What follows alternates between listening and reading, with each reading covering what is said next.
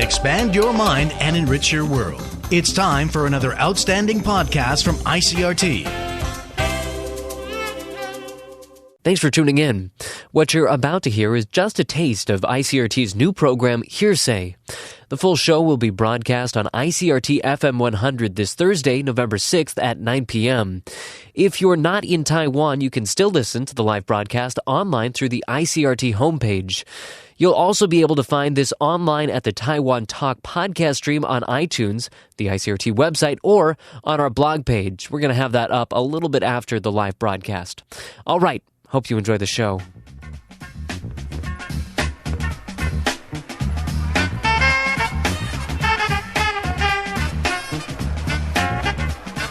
From ICRT, this is HereSay, a show that features spoken word performances from right here in Taiwan. I'm Keith Menconi, and in this hour we'll be featuring some of the stories told at May's Taipei Story Slam event. During the event, storytellers were asked to prepare a 7-minute story based on the night's theme, On Thin Ice. All of the storytellers were told their story had to be true, it had to be from personal experience, and had to be told from memory, so no scripts allowed. On today's show, we're going to hear about politics in Taiwan's Foreign Correspondents Club, dealing with Taiwan's legal system with less than perfect Mandarin, and a life-or-death situation in a vegetarian cooking class. But first up, we're going to hear a story from Colin Norman about dealing with a nightmare student at an international school in Shanghai. Sticking with the theme On Thin Ice, we asked all of our speakers to tell us how they keep cool. Colin told us he'd like to know that himself. Here he is, live at Taipei Story Slam. So there I was, in the classroom, and I'm slowly turning my body because I hear a commotion. Now, fourth grade commotion generally isn't too bad of a thing. And so just out of the corner of my eye, I managed to catch the troublemaker of the class, the nightmare, the one that makes every class painful. And I watch him push a backpack up to the window, the open window, because it's Shanghai and hot. He pushes the backpack to the window, steps up on it, and puts one leg out the window. But let me back up. This school, this job, this city was everything I didn't want in my life. Shanghai, the people were horrible. They could not line up. They pushed, they spit. And unless you were family or had guanxi, you were nothing. And I didn't live in nice Shanghai. I didn't live in Pudong with the beautiful buildings. No, I lived in the south of Shanghai, where all the peasants came in on the trains to set up shop. I have seen people poo on every corner of the street. And here I was in China, living the dream. The rosy-colored glasses lasted about 6 weeks, and it was an exciting 6 weeks. And then the glasses came away, and I was miserable. But I was going to make the best of it. Now, let me tell you a little bit about this school. Now, this was an international school, but not actually an international school. They said they were an international school, and they required the kids to have, one of the parents to have an international passport. But no one actually certified them as an international school. This was the sort of school where the police would show up once a month and come and smoke cigars in the hallways looking at the kids and then leave with paper bags of money. This was the kind of school where they would yell at us to do more colorful activities with the kids when the parents were coming, but then the rest of the year we couldn't get colored paper. This was the kind of school that when the laminator stopped working, the foreigners were plotting to take down the school by spending their budget repairing the laminator. They hated us. They hated everything about us. They hated us being there, but they knew by having us there, they could charge all they wanted. This was the school. Now, let's talk about the parents. Usually that first day of school is really fun, the day where you get to go, hey kids, what do your parents do? Oh, you're a noodle seller. That's fantastic. And what are you? An engineer. Wow. No. Hey kids, what do your parents do? Boss. Cool. Boss? Great. Yeah. Boss. Boss. Okay. Are anyone's parents not a boss? Wow. Okay, my lesson plan's used up. I got nothing. Okay, how about moms? What do your moms do? Shopping? Okay. Shopping. Shopping. Oh, she cooks. Oh, no, that's your IE. What does your mom do? Yeah, shopping. Okay. So these are the parents of the school. To give you an idea of what these parents are like, one of the kids came to my office to beg me to help him get a good grade because his dad promised he'd come back from Fujian and spend the summer with him, but only if he got all A's. These were the parents of the school. And so these kids were a very special mix. This mix of being emotionally denied everything they needed from their parents while being given everything physical they needed from their IEs and from their nannies. They got whatever they wanted except what they needed. And so this was the situation we were in a school that hated us, with kids that got whatever they wanted but were so emotionally destroyed that they were incredibly difficult to deal with.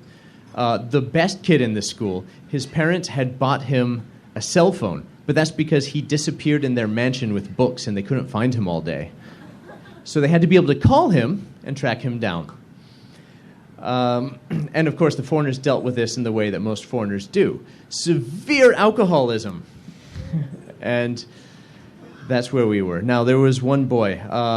As he's still a student, I should make up a name for him. Let's call him Tommy.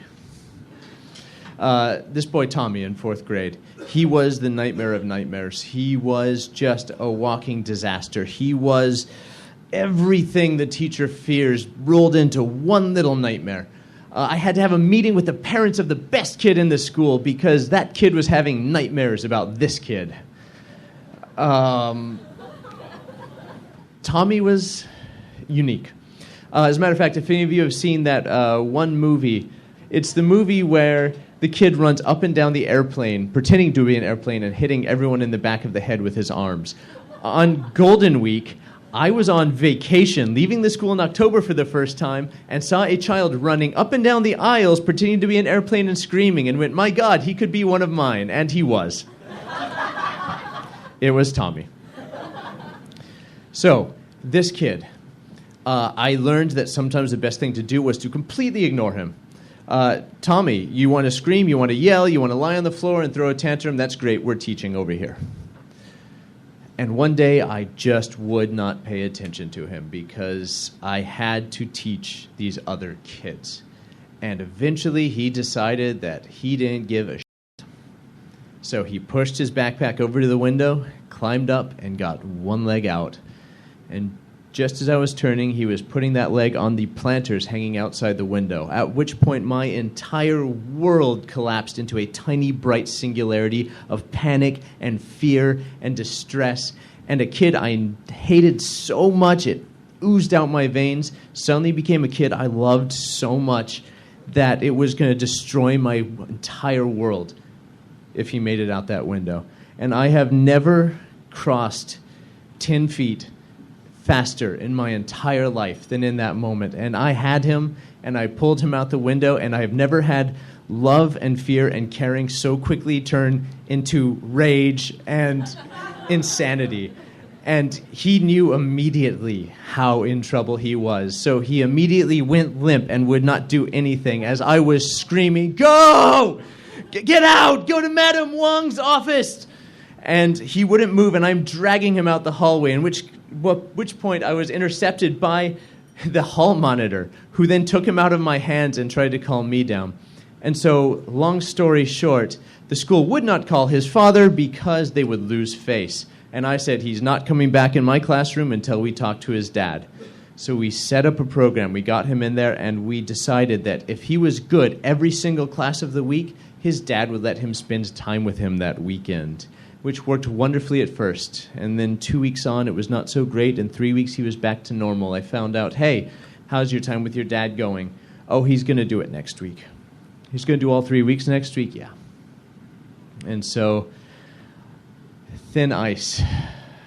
Is the thin ice these students, what we're putting these students on with these sort of situations? Is the thin ice the teacher that has to deal with them? I think the thin ice is this situation where we're putting these expectations on these kids, and I can't wait for this ice to break, because this is the moment where we're going to actually let these kids have what they need to have and be what they need to be. Because as it is, we are destroying the next generation. And I hate to go all slam poet at the end there, But something's got to change because that kid, Tommy, he needs better help than I can give. Thank you.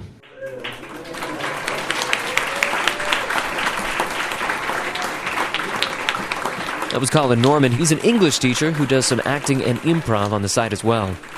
In the end, Colin left Shanghai after about a year living there and came to Taiwan, where he's been teaching English for around 4 years now. Since the theme of the night was on thin ice, I asked him, living in Taiwan, what situation makes him feel like he's on thin ice? Anytime I have to talk to parents, especially if the parents speak about 20 words of English, but they still want to show off that they can. And all of a sudden you get these situations where they go, Tommy is good.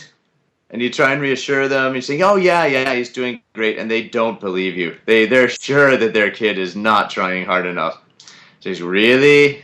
You're like, yeah, he's fine. He's really, really good. Really? Do you find yourself ever overselling a kid because you're worried the parents will come down too hard on him? Yes. Yeah, I think I have to oversell. I think that's the only way. I've never found an in-between. Either they don't believe you or you oversell so much that they're like, okay, this teacher's too easy. Colin's now taught English in the mainland and Taiwan, so I was curious if he's found that teaching students from a different cultural background has any challenges. Colin told me about one particular challenge that caught him by surprise. Because the kids are used to having such kind of a stringent or tight relationship with the teacher, a lot of times they don't want to make their Anqingban teacher angry. There's certain Anqingban teachers you can hear screaming from the other side of the school. So they have this, what seems to be kind of a very, they walk on eggshells a lot of the time, I think, with a lot of their Anqingban teachers. So what I didn't see coming was that when they get a teacher that's more relaxed or more kind of a Western style of, hey, let's be buddies, and also I'm going to teach you English, and they really, really change their classroom personality completely. So a student in an Anqingban and a student in my class are almost like two completely different students. They open up in a lot of ways, but also they'll try and take advantage in ways that they know that I'm not going to scream and lose my head, so they want to see how far they can push things. So there's a good and a bad. You have to be careful about their behavior, but at the same time you see kids really open up and be really interesting people.